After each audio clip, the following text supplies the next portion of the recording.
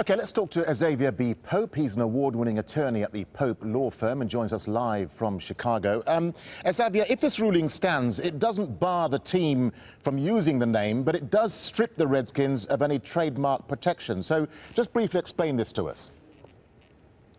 Sure, Darren. Well, basically, the Redskins can't commercially protect the ownership of the mark, but they can use state law protection.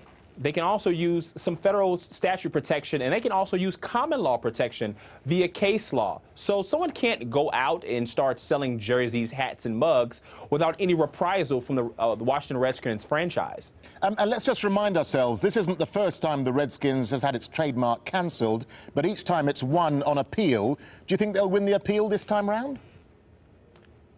Great question, Darren. Times have changed. You see more rights for lesbians and gays in America. You also have an African-American president. And so rights of minorities in this country are being protected a little bit more now. And you see the tide has changed. The public opinion has swayed more so against the name of the Washington Redskins. So they might not necessarily be successful this time around. We know that members of the U.S. Congress and many in the U.S. sports media have called for the team's name to be changed. But how much grassroots support is there for a name change? I mean, are Americans really offended by this?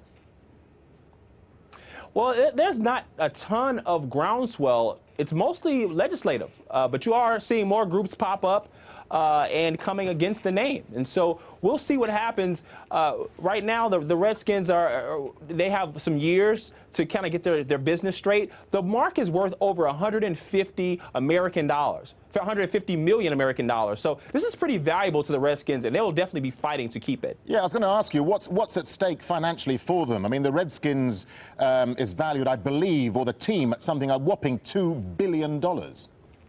Yes. Yes, the team is worth about $2 billion, but the name Redskins itself is worth about $150 million of that. And so, say Daniel Snyder, who's the owner of the Washington Redskins, decides to sell his team tomorrow. He could potentially have a team that's worth less than $2 billion at this point. They're the third most valuable franchise in the National Football League. All right, Exavier Pope, we have to leave it there. Thank you for talking to Al Jazeera. Thank you so much for having me, Darren.